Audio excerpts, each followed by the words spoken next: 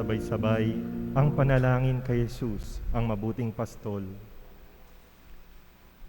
O Jesus, mabuting pastol, masdan mo kaming nagtitipon at nagbubunyi. Ikaw ang aming Panginoon, ang aming pastol. Tawag mo'y tungo sa daang mapayapa at masagana. Sa piling mo, Jesus, kay siglang gumawa, kay tamis humimlay. O Jesus, kailan may di mo kami pinabayaan, kailan may di mo kami tinalikdan. Sa paglapit mo, takot ay napaparam. Ikaw ang daan, buhay at katotohanan. Kung wala ka, sino ang tatagal? Butihing Diyos anak, kahabagan mo kaming naliligaw ng landas.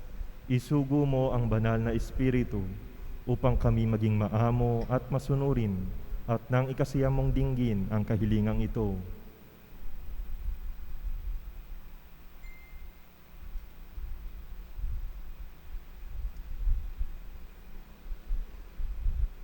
O mabuting pastol, ikaw ang tanging pag-asa. Kami iyong pag-isahin, bayan ay pasiglahin. Akayin mo kami sa iyong kaharian, at doon ikaw ay aming sisilayan at sasambahin magpakailanman. Amen.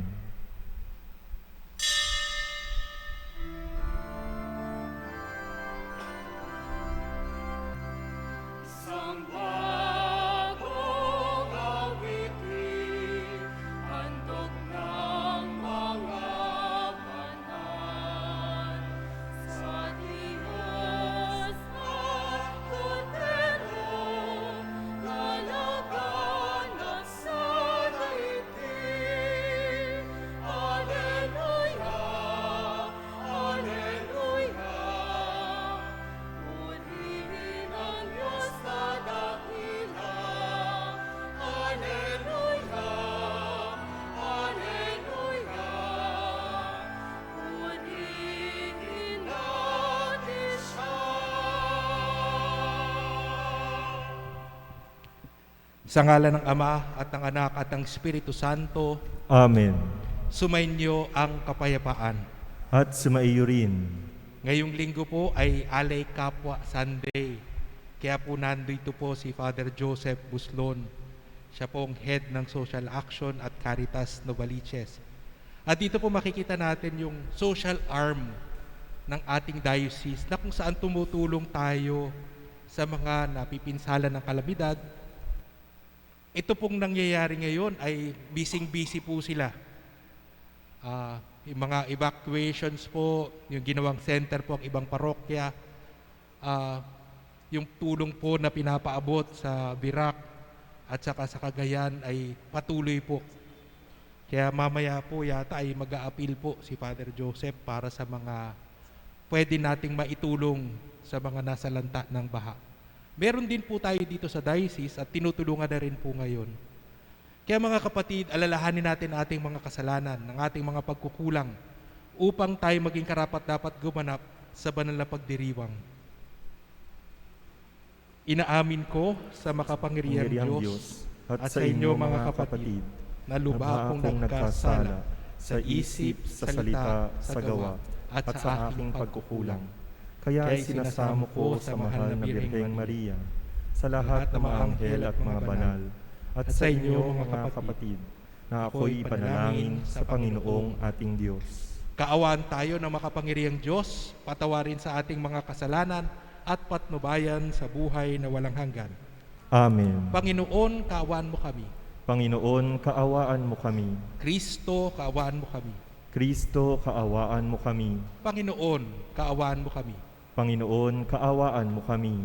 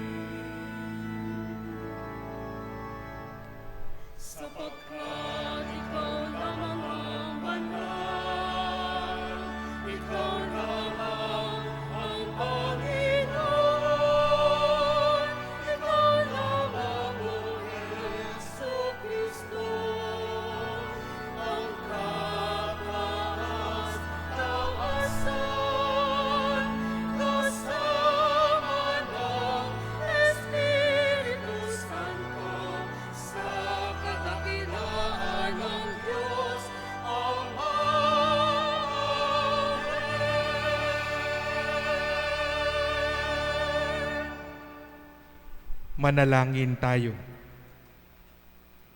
Ama naming makapangyarihan, ipagkaloob mong lagi naming ikaligayang ikaw ay paglingkuran, sapagkat walang maliw at walang kahulilip ang kasiyahan kapag sumamba kami sa iyong kapangyarihang nagpapairal sa tanang sanlibutan. Sa pamamagitan ni Jesucristo kasama ng Espiritu Santo, magpa sa walang hanggan. Amen.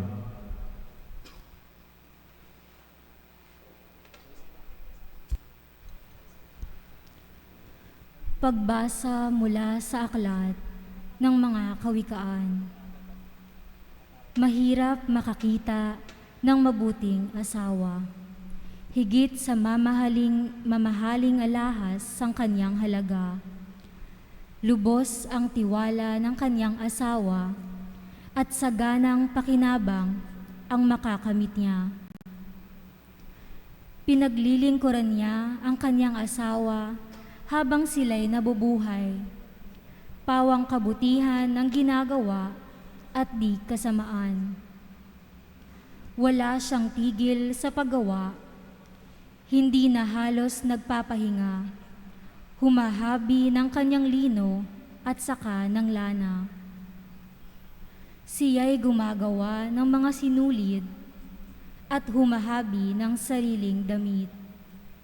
Matulungin siya sa mahirap at sa nangangailangan ay bukas ang palad. Magdaraya ang pang-akit at kumukupas ang ganda. Ngunit ang babaeng may takot sa Panginoon ay pupurihin ng balana.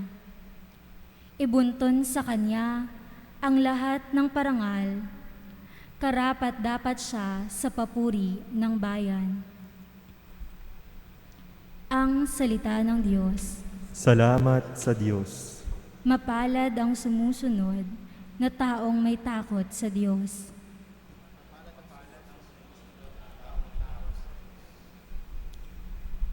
Mapalad ang bawat tao na sa Diyos ay may takot.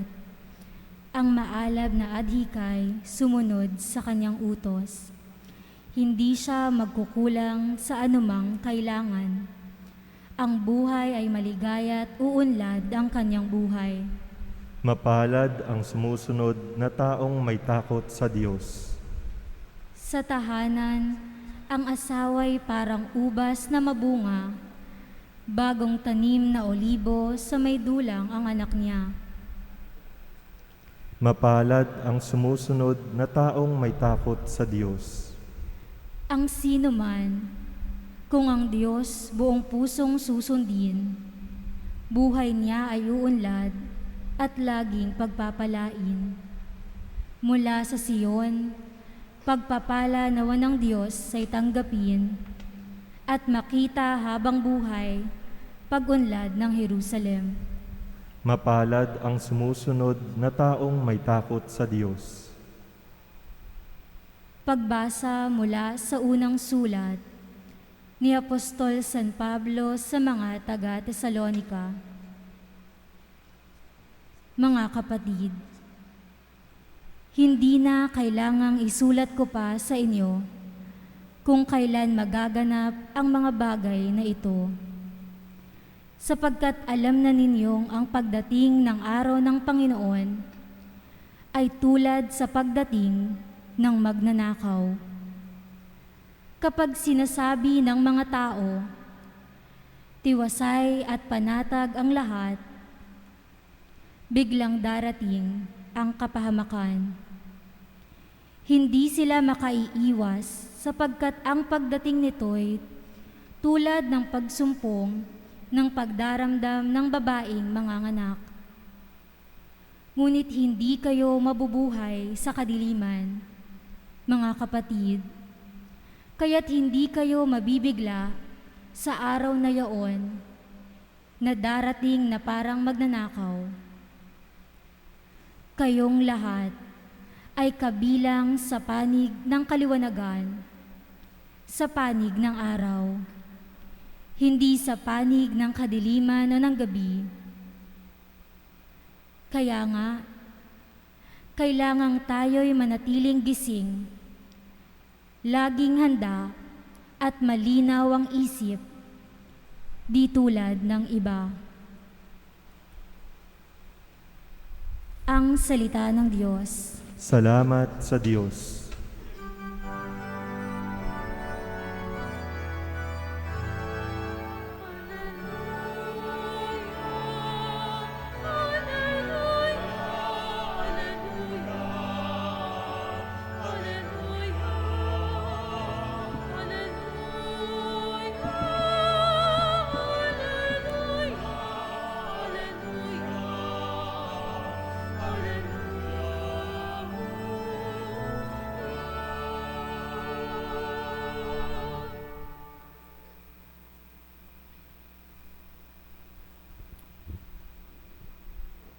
Sumainyo ang Panginoon. At sumaiyo rin. Ang mabuting balita ng Panginoon ayon kay San Mateo. Papuri sa iyo, Panginoon. Noong panahong iyon, sinabi ni Jesus sa kanyang mga alagad ang talinghagang ito. Ang paghahari ng Diyos ay maitutulad dito. May isang taong maglalakbay, kaya tinawag niya ang kanyang mga alipin at ipinagkatiwala sa kanila ang kanyang ari-arian. Binigyan niya ng salapi ang bawat isa ayon sa kanya-kanyang kakayahan. Binigyan niya ang isa ng 5,000 piso, ang isa na may 2,000 piso at ang isa pa'y 1,000 piso. Pagkatapos siya'y umalis. Humayo agad ang tumanggap ng 5,000 piso at ipinangalakal iyon. At nagtubo siya ng 5,000 piso. Gayon din naman ang tumanggap ng 2,000 piso ay nagtubo ng 2,000 piso. Ngunit ang tumanggap ng 1,000 piso ay humukay sa lupa at itinago ang salapi ng kanyang Panginoon. Pagkaraan ng mahabang panahon, bumalik ang Panginoon ng mga aliping iyon at pinapagsulit sila. Lumapit ang tumanggap ng 5,000 piso. Wika niya, Panginoon, heto po ang 5,000 piso na bigay ninyo sa akin. Heto pa po ang 5,000 pisong tinubo ko. Sinabi sa kanya ng Panginoon, magaling, tapat at mabuting alipin.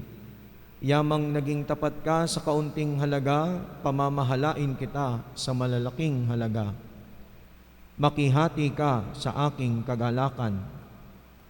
Lumapit ang tumanggap ng 2,000 piso at ang sabi, Panginoon, heto po ang ibinigay ninyong 2,000 piso. Heto naman po ang 2,000 pisong tinubo ko. Sinabi ng kanyang Panginoon, magaling, tapat at mabuting alipin, naging tapat ka sa kaunting halaga, kaya pamamahalain kita sa malaking halaga. Makihati ka sa aking kagalakan. At lumapit naman ang tumanggap ng 1,000 piso. Alam ko pong kayo'y mahigpit, anya. Gumagapas kayo sa hindi ninyo tinamnan at nag-aani sa hindi ninyo hinasikan. Natakot po ako, kaya't ibinaon ko sa lupa ang inyong salapi. Heto na po ang 1,000 piso ninyo.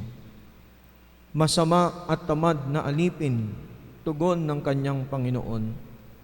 Alam mo palang gumagapas ako sa hindi ko tinamnan at nag-aani sa hindi ko hinasikan. Bakit hindi mo iyan inilagak sa bangko?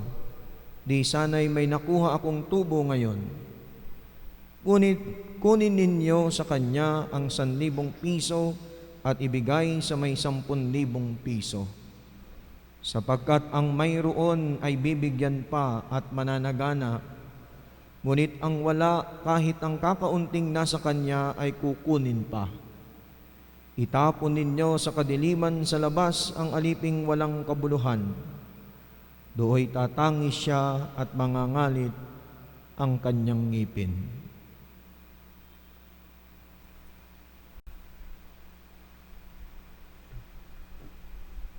Ang mabuting balita ng ating Panginoon. Pinupuri ka namin, Panginoong Hesukristo.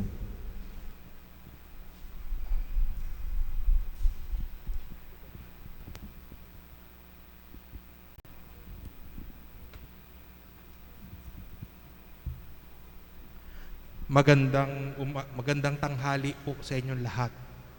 Upo na po kayo. Pwede na pong umupo. Napakaganda po ng ating pagbasa. Parang akmang-akma sa ating pinagdiriwang ngayon, yung Alay Kapwa Sunday.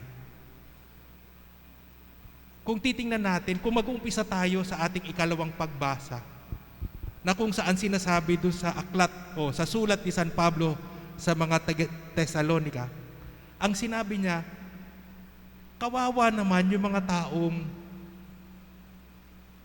yung parang naiiwan sa yung kapayapaan at kapanatagan. Yung parang may false sense of security. Dahil kapag meron tayong false sense of security, parang wala na tayong gagawin. Kontento na tayo at para bagang hindi tayo uusad pa abante. Kaya nga ba sinabi doon, yung mga taong may ganong pakiramdam, bigla na rin dadating ang pinsala. A sudden threat will come to them and parang wala sila, parang nga sila lahat. Pero maganda nga, parang sinasabi doon yung sa ating ebanghelyo, dalawang klase yung reaksyon, yung pwedeng reaksyon ng tao. Yung isa, yung itatago yung pera, parang dahil sa takot niya, wala na siyang gagawin. They froze solid because of fear. At ang isa pa, ay they spring into action. At para sa akin, tingin ko, yan ang tawag sa atin. To spring into action. Hindi ba tayo aasa sa Diyos dito? Oo. Kasi ang Diyos, biniyayaan na tayo. May biyaya na tayong tinanggap sa Diyos.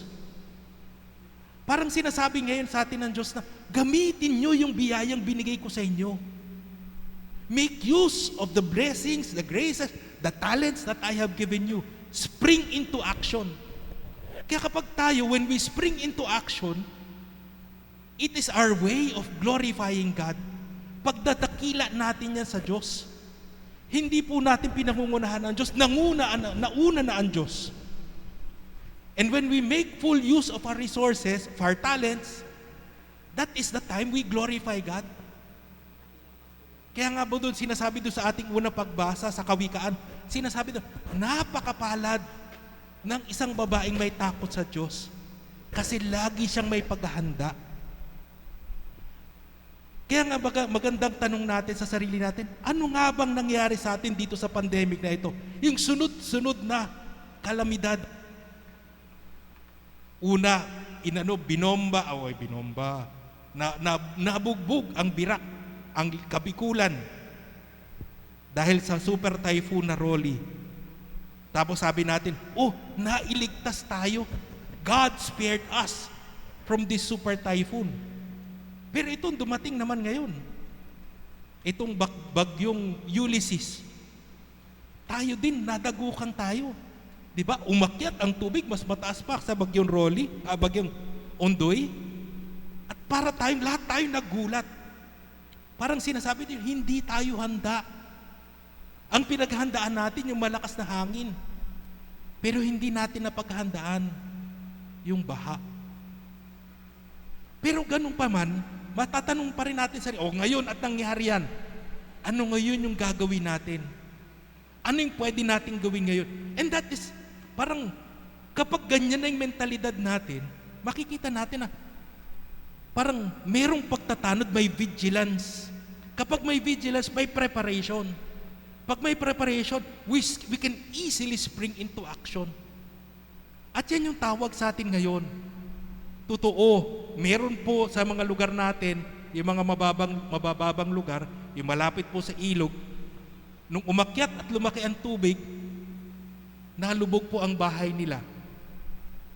At ang ano ko po doon, sa akin po, tuwang-tuwa ako po sa social action ng Novaliches at saka sa Caritas. Yan po. Tinanong ko po si Father Joseph, sabi ko, ano na nangyayari? Ito na po, meron na po tayong evacuation center, meron na pong food packs na distribute, ganyan. Kahit yung dito po, nagluto po sila ng lugaw. Pero wala namang masyadong binaha dito. Kaya dinala na doon sa mga lugar na nangangailangan ng tulong.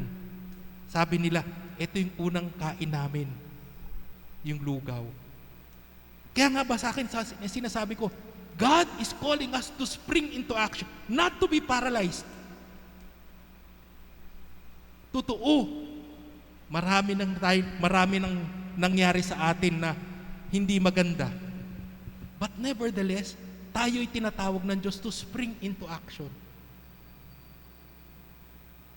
Mapakinabangan natin ang mga biyayang pinagkaloob na ng Diyos sa atin.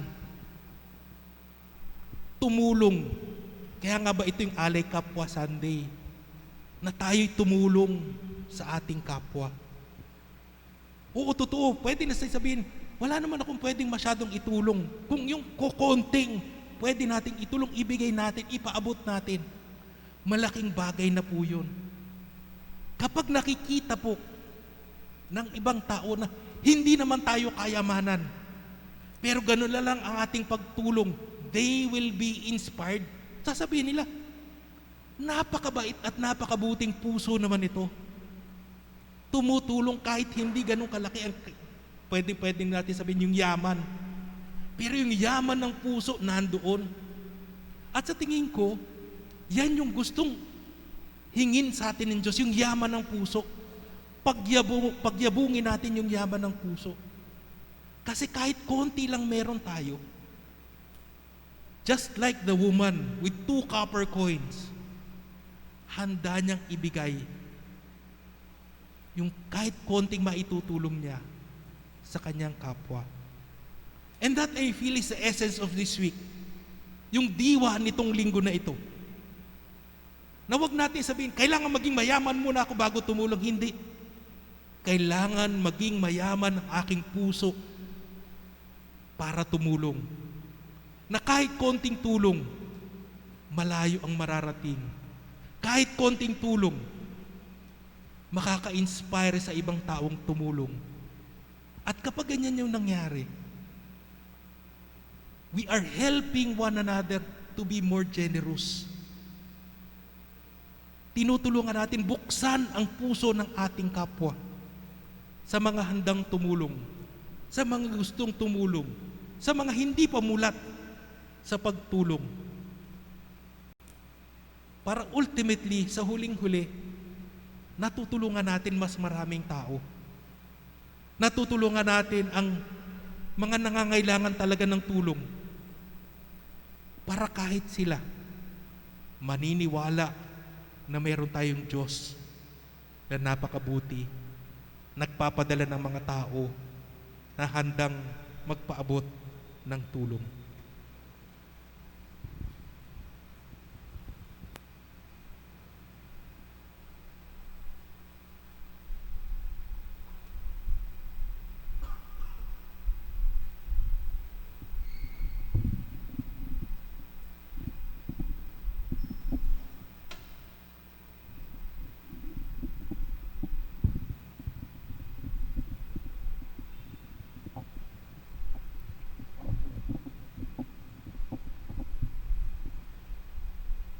Ipahayag po natin ang ating pananampalataya.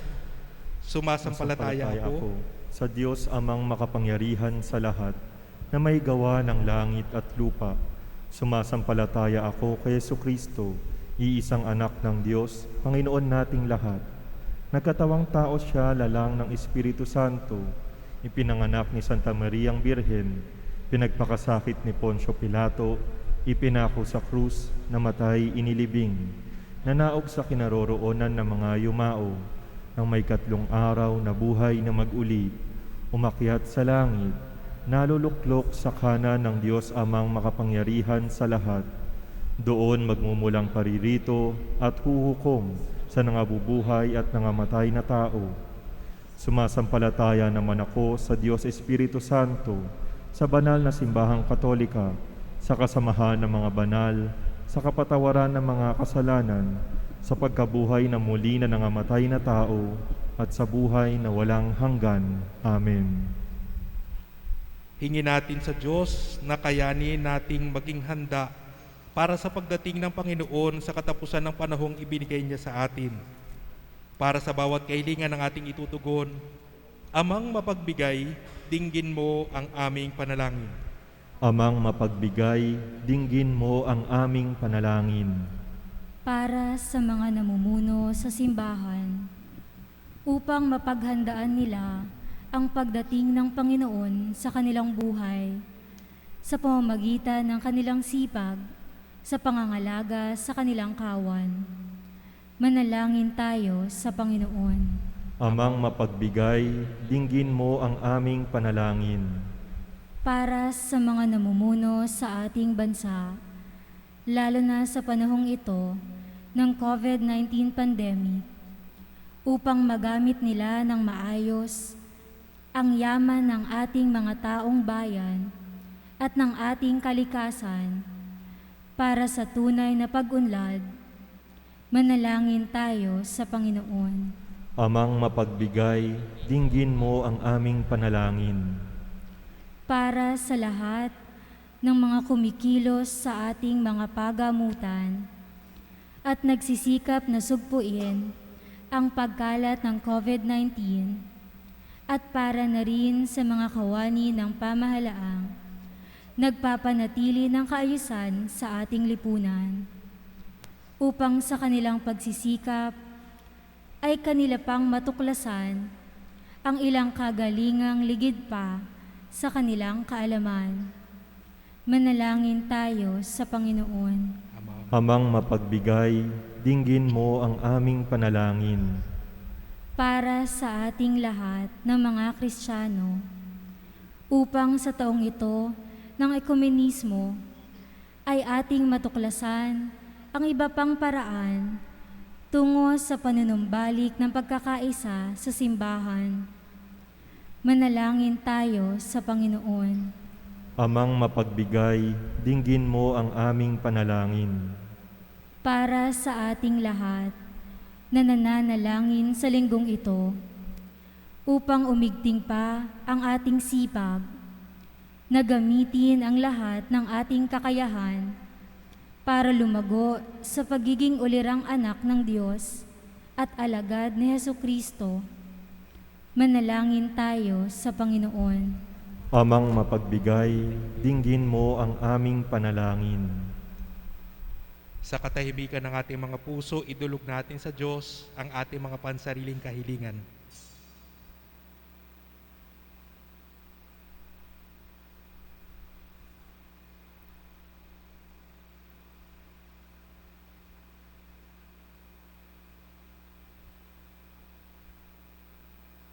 Ama naming mapagbigay sa aming mga iyong mga anak, ibuhos mo sa amin ang handog ng iyong Espiritong Banal upang maging masigasig kami sa pagtuklas at paglinang sa mga handog mo sa aming buhay at maging talagang handa para sa pagdating ng iyong anak na si Jesucristong aming Panginoon. Amen.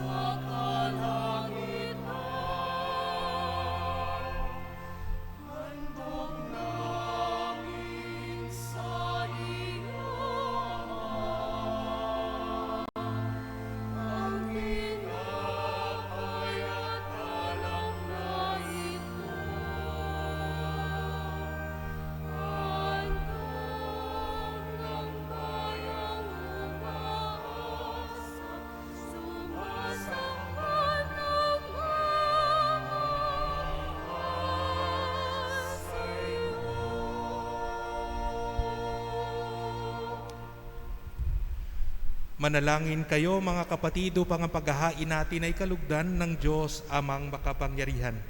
Tanggapin nawa ng Panginoon itong paghahain sa iyong mga kamay, sa kapurihan niya at karangalan, sa ating kapakinabangan at sa buong sambayanan niyang banal.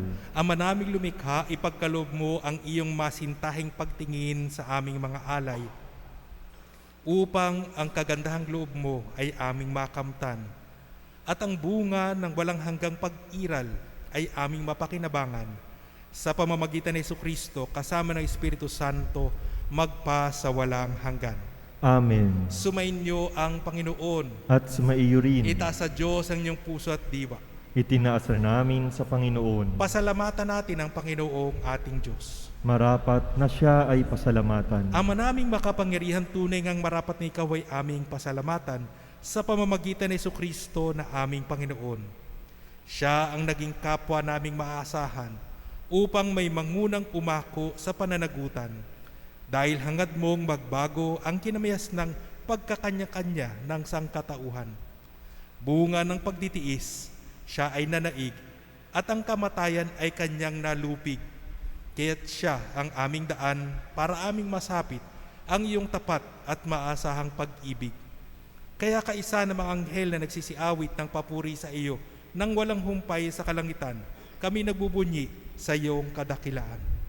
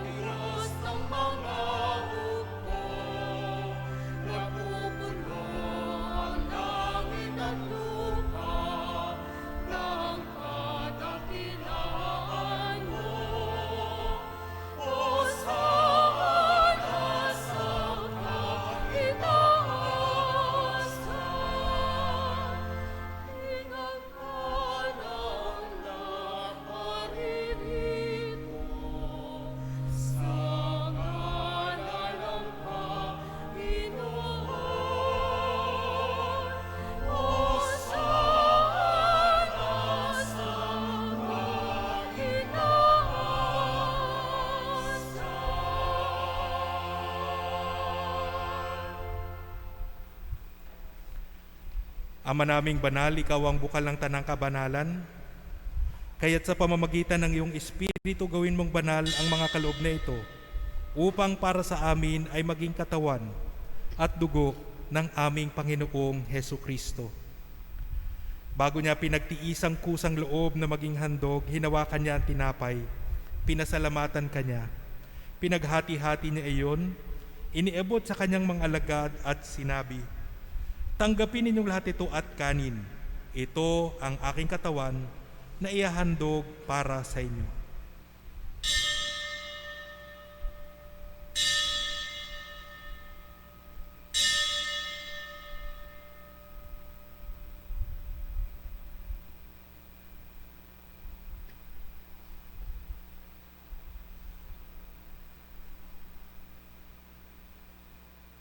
Gayon din naman nung matapos ang hapunan, hinawakan niya ang kalis, muli kanyang pinasalamatan.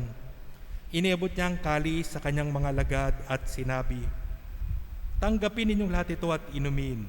Ito ang kalis ng aking dugo, ng bago at walang hanggan tipan. Ang aking dugo na ibubuhos para sa inyo at para sa lahat sa ikapagpapatawad ng mga kasalanan. Gawin ninyo ito sa pag-alala sa akin."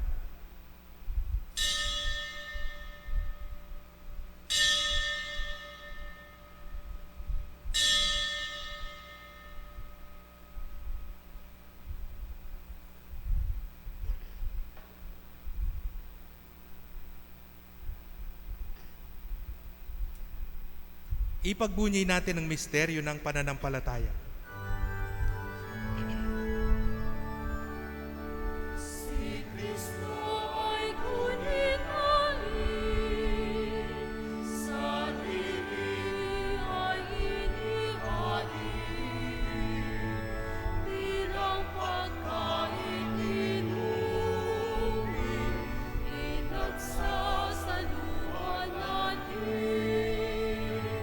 Ang bawat sa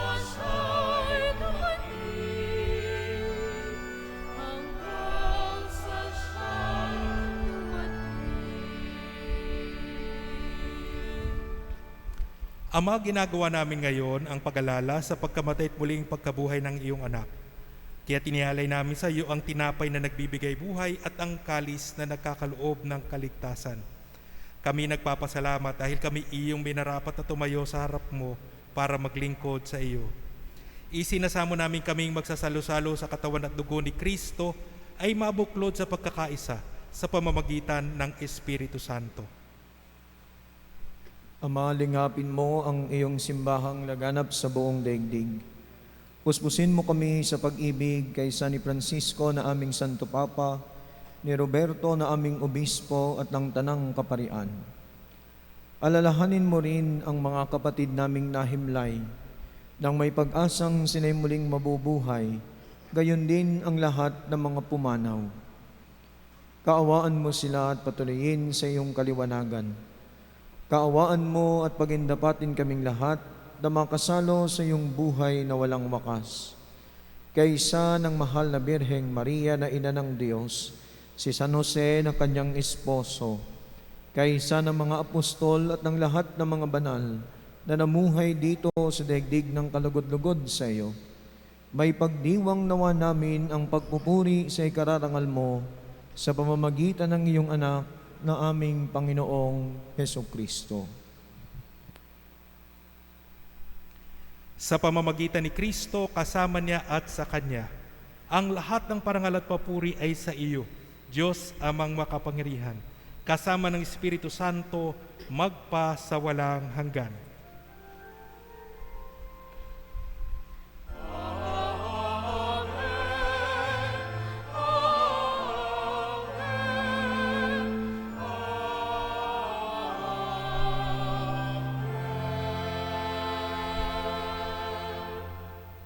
Sa tagubili ng mga nakakagaling na utos at turo ni Jesus na Panginoon natin at Diyos, ipahayag natin ng lakas loob.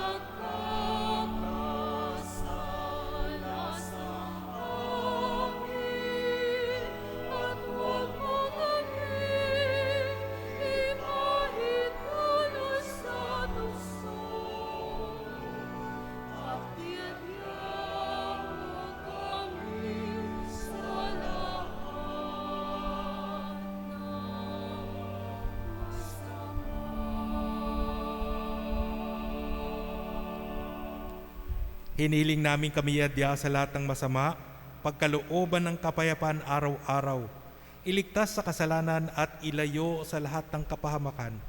Samantalang aming pinananabikan ang dakilang araw ng pagpapahayag ng tagapagligtas naming si Hesukristo.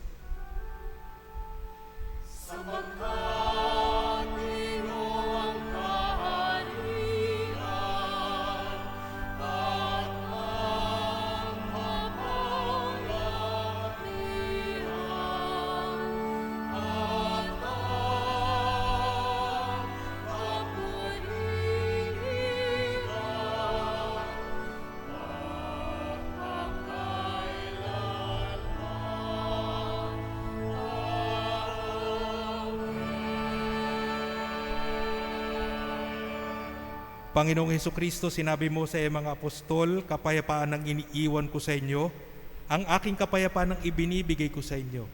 Tunghayan mo ang aming pananampalataya at huwag ang aming pagkakasala. Pagkalooban mo kami ng kapayapaan at pagkakaisa ayon sa iyong kalooban, kasama ng Espiritu Santo, magpa sa walang hanggan. Amen. Ang kapayapaan ng Panginoon ay laging sumainyo. At sumaiyo rin. Magbigayan tayo ng kapayapaan sa isa't isa.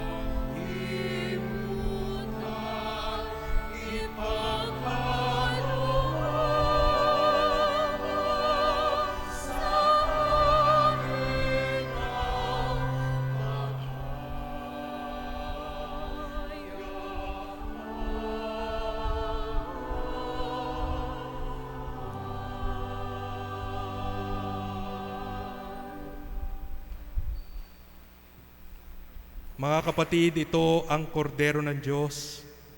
Ito si Jesus na nag-aalis ng mga kasalanan ng sanlibutan. Mapalad tayong inanyayahan sa kanyang piging. Panginoon, hindi ako karapat-dapat na magpatuloy sa iyo, ngunit sa isang salita mo lamang ay gagaling na ako.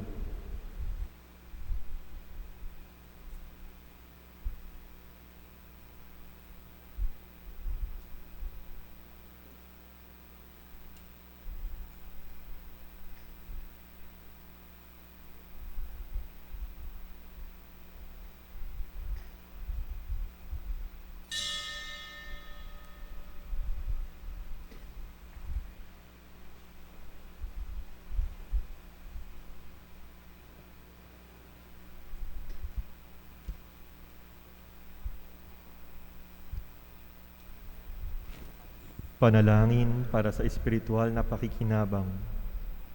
Panginoong Hesus, ako ay naniniwala na ikaw ay nasa kabanal-banalang sakramento. Iniibig kita ng higit sa lahat at ninanasa kong tanggapin ka sa aking kaluluwa. Sapagkat sa mga sandaling ito, hindi kita matatanggap sa sakramento. Tumuloy ka sa espiritu ng aking puso. Niyayakap kita na para bagang naririto ka na at iniaalay ko ng buong buo ang aking sarili sa iyo. Huwag mong hayaang mawalay ako sa iyo. Amen.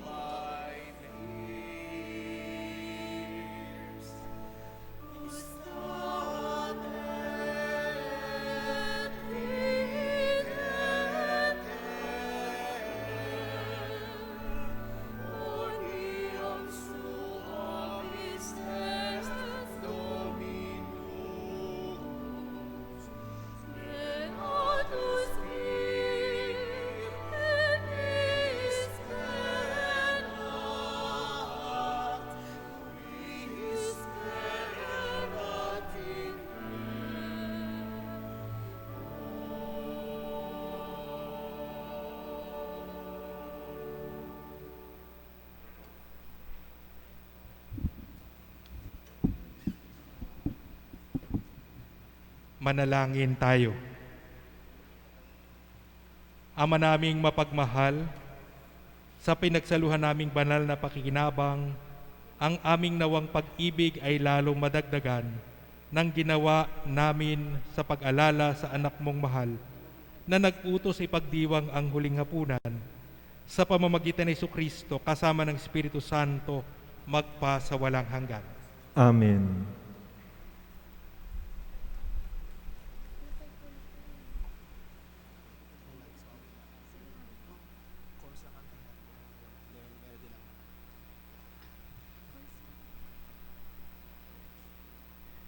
Manalangin tayo. Ama naming makapangyarihan, kaawaan mo po ang aming mga kapatid na pumanaw upang wag silang mawalay sa iyong pinaghaharian, kundi makapisan nila ang mga anghel sa kalangitan, pakundangan sa pagsunod nila sa iyong kalooban, at pakikiisa sa buklod ng mga nananampalatayang tunay sa pamamagitan ni Jesucristo. kasama ng Espiritu Santo, magpa sa walang hanggan. Amen. Kapayapaan kailanman ang igawad ng may kapal sa mga yumaong ating mahal. Sila nawa ay silayan ng ilaw na walang hanggan.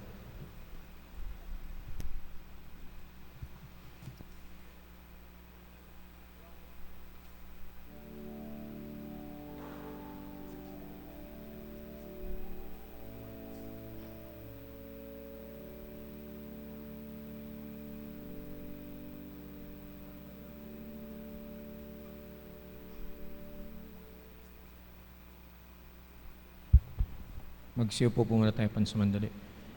Magandang hapon po sa inyong lahat.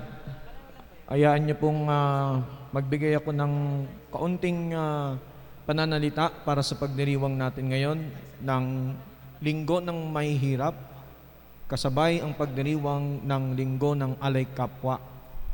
Ang Alay Kapwa po ay programa ng lahat ng social action commission ng iba't ibang dioceses. Kapartner po ang iba't ibang Caritas na meron tayo. Ako po bilang Direktor ng Caritas Novaliches at ng Social Action Commission ng Diocese ay patuloy po na nagpapaanyaya sa inyo na tayo'y tumugon sa hamon ng pag-aalay kapwa. Ang motto po ng Alay Kapwa ay pagmamalasakit, pagbabahagi at pag-aalay kapwa. At alam po natin na hindi lang sa mga ganitong krisis, sa mga ganitong sakuna, tayo maaaring tumulong. Ang pag-aalay kapwa ay pwede po nating ipaabot, lalo tigit sa ating mga kapwa na labis na nahihirapan, labis na nagdurusa, at lalo tigit labis na nagsisikap na muling makabangon. Ang diocese po ng Novaliches ay tutulong sa dalawang dioceses na lubha pong nasalanta ng bagyong Rolly at ng bagyong Ulysses. Una na po dito yung bagyong Rolly, yung diocese ng Birac, Catanduanes. At ang pangalawa po, yung nasalanta naman ng bagyong Ulysses, ay ito pong diocese ng Tuguegarao, Cagayan. Kaya po yung inyong tulong o donasyon na maipapaabot sa pamamagitan po ng Caritas Novaliches Incorporated na pwede po ninyong ipaabot sa inyong mga parokya or kahit po dito sa opisina ng katedral ng ating diocese ay maaari po ninyong ipaabot para po nang sa gayon mas marami po tayong matulungan. Ako po yung lubos na nagpapasalamat lalo tigit sa ating mga volunteers po sa iba't ibang diocese na nandito, sa iba't ibang parokya na nandito, no? Ang atin pong mga parish social action ministers, no? Sila po yung mga nakablo, yung atin pong mga volunteers. Dahil sila po ang katuwang ko pag mayroong mga relief operations na ginagawa or kaya naman yung pagbisita sa mga areas na nasalanta upang malaman namin ano ba yung agarang tulong na maipapaabot namin at kung ano yung kanilang pangangailangan naman para sa rehabilitasyon, no, ng mga nawalan ng bahay, nawalan ng kabuhayan, no, upang nang sa gayon po, unti-unti sila yung makabangon. Mahalaga po yung ating panalangin para sa mga nasalanta. Pero higit sa lahat, mahalaga din po yung ating magagawa, personal, ng pagtulong, ng pag-i-extend natin ang ating mga sarili para sa mga mas nangangailangan. Kaya nga po, sumasalamin yung motto na iyon ng Alay Kapwa, pagmamalasakit, pagbabahagi, at pag-aalay kapwa. Sana po maging hamon sa atin yung ebanghelyo natin ngayon. Lahat tayo binigyan ng talento, pero lahat din tayo nangangailangan.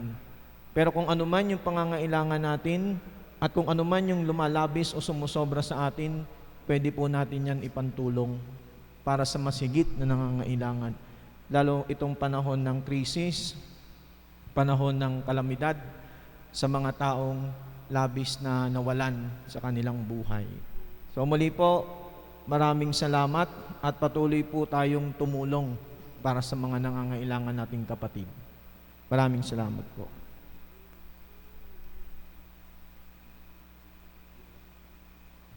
Ah, hindi po to gagawin ni Father Joseph, syempre, no?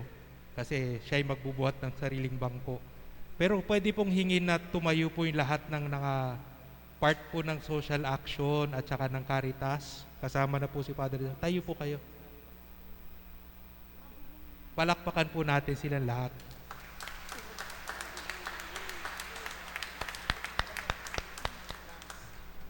Hindi po ito hinihingi, pero sa tingin ko po, sa ginawa na po nila, at saka mga ginawa na rin po dati pa ay they really deserve our support, our prayers. Konting announcements lang po. Yung nga po, hindi ko po alam kung tapos na po yung second collection. Tapos na po ba yung second collection? O tapos na raw? Pero baka mayroon pang may gustong magbigay, pwede pong magbigay sa either yung sa opisina na lang po o ipaabot nyo na lang po. Ano po? Wala na po. Starting po November 19, yan po ay Huwebes. Mag-uumpisa na po yung Triduum Mass para sa Christ the King. At para sa pagdating ng linggo, yung Christ the King Sunday o yung Kristong Hari, yan po ay pagdiriwang po natin sa November 22. Tapos yung All Souls envelope, nandiyan pa rin po nakapangalat. Yung mga gusto pong ipagdasal po natin, yung mga kaluluwa ng ating mga minahamal, isulat nyo na lang po yung pangalan. Yung mga nagbibigay po sa love offering at saka balik handog, ipagpatuloy po natin ito. Marami po itong natutulungan. At tuling-huli po ay meron po tayong 552 crypts na available po dito sa Shepherd's Garden of Resurrection. Diyan po sa likuran. Ang hamon po sa atin ng Panginoon ay maging laging handa. Hindi lang po yan para sa Boy Scout. Pero tayong mga Kristiyano po ay tinatawag ng Diyos laging maging handa. Hindi lamang para tulungan natin ang ating sarili, pero para tumulong din tayo sa ating kapwa. Maging laging handa makinig sa Diyos, laging handa tumugon sa Diyos, laging handang sumunod sa Kanyang kagustuhan. Sumainyo ang Panginoon. At sumaiyo rin. Pagpalain kayo ng makapangyarihang Diyos, Ama, Anak, at ang Espiritu Santo. Amen. Humayo kayong taglayang pag-ibig at kapayapaan ni Kristo. Salamat sa Diyos.